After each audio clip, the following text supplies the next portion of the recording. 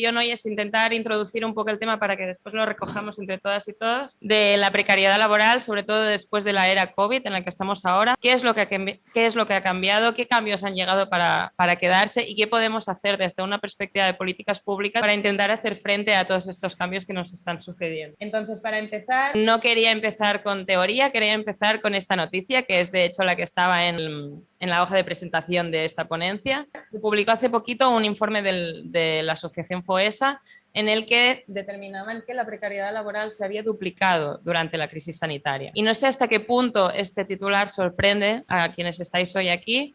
Sorprende en el sentido de que el número es muy grande, estamos hablando de cifras muy, muy grandes en un estado que si bien tiene mucha población trabajadora, tampoco no deja de ser un solo estado, no hablamos del mundo, pero nos sorprende en el sentido de que a lo largo de la pandemia, en los 2 años que llevamos ya, hemos recibido un montón de titulares de este tipo. Nos hemos enfrentado a titulares como estos, por ejemplo, que la mitad de los trabajadores menores de 30 años cobran menos del salario mínimo interprofesional, teniendo en cuenta que si no voy errada, se publicó antes de que subieran este salario mínimo interprofesional y se asimilan las cargas monetarias a lo que se cobraba en 1999, teniendo en cuenta que el IPC no tiene es para nada igual.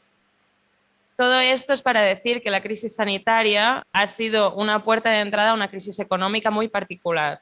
Esta crisis económica, que después ha desarrollado una crisis social, que también lo hablaremos, tiene características muy particulares porque por primera vez en mucho tiempo es una de las primeras crisis económicas que no tiene origen económico. Y esto significa que no ha sido un proceso que ha ido escalando gradualmente, sino que ha sido un cambio muy abrupto. Se dio de un día para otro y la disrupción económica fue de un día para otro con todo lo que ello implica. Además, también afectó a sectores que no lo vieron venir. Evidentemente nadie lo vio venir, pero no eran sectores que estuviesen sufriendo a nivel sectoral, ¿eh? Evidentemente las personas que trabajaban, pues es otra historia, pero que no estuviesen sufriendo disminuciones en el sector, disminuciones económicas, como fueron el turismo, que estaba en auge en este país al menos, como fueron las actividades culturales, que esto no estaba tan en auge, pero no estaban como están ahora. Y también es particular en el sentido de que se ha reducido la actividad económica en un modo sin precedentes desde la guerra civil. Y esto a nivel de mercado laboral, ¿cómo se traduce? Se traduce, por ejemplo, en tasas de paro. Si bien es verdad que las tasas de paro no son las mismas que se vieron en el año, aunque no salen en el gráfico, no son las mismas que se vieron en el año, con la crisis del 2008. Sí que es verdad que ha aumentado muchísimo el paro y este aumento de paro no se ha dado de forma equitativa. Hay quienes lo han sufrido más.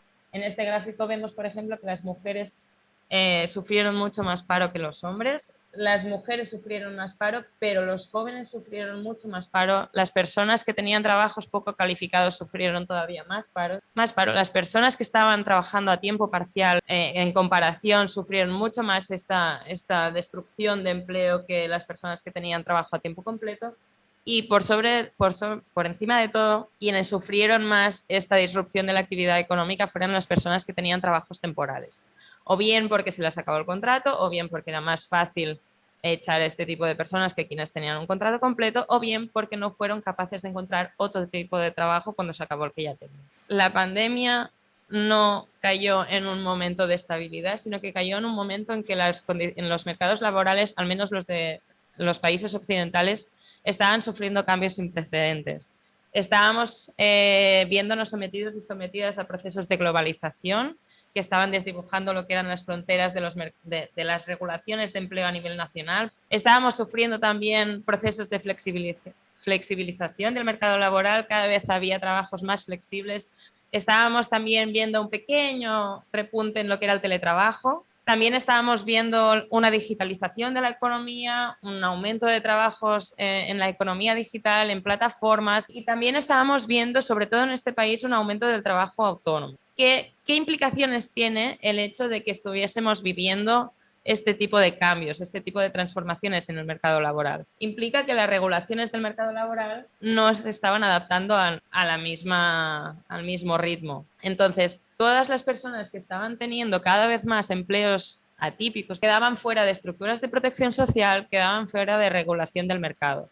Entonces, todas estas personas, cuando llegó la COVID, que llegó, como dije, de un modo abrupto, quedaron fuera de todas las estructuras que permitían dar cierta protección. Es decir, sí que es verdad que la precariedad laboral ha aumentado porque hay muchas de estas dimensiones que se han visto afectadas, pero es que además se ha reconfigurado. Esta disrupción del mercado económico en un momento en que se estaban cambiando las condiciones de ocupación de las personas han hecho que emerjan nuevas formas de precariedad laboral. Ha habido muchísimo debate a lo largo de esta pandemia de cómo han sufrido las personas que trabajaban, que eran los riders, que trabajaban a través de plataformas, pero que se dedicaban a repartir, porque ha caído justo cuando se hablaba de la ley Rider. Esta noticia salió al principio de la pandemia y destacaba que estas personas se han visto totalmente desprotegidas por todo tipo de derechos sociales, por todo tipo de prestaciones y por todo tipo de ayudas económicas que les hubieran podido ayudar a subsistir. ¿Qué se hizo a nivel político? Se hizo en políticas a nivel de regulación de empleo. Una de las más importantes y características de este país, que no estuvo presente en muchos otros, fue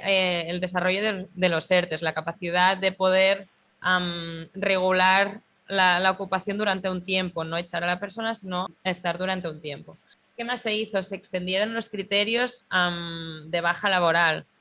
Se prohibió el despido por causas de COVID. También se dieron ayudas económicas, se puso en marcha el ingreso mínimo vital, que si bien era una cantidad muy pequeñita, ayudó a muchas personas a tirar un poco para adelante, no fue suficiente, pero fue algo. Se dieron ayudas para autónomos y autónomas, se dio la opción de moratoria de muchos tipos de pagos, incluso la excepción de pago de algunas tasas.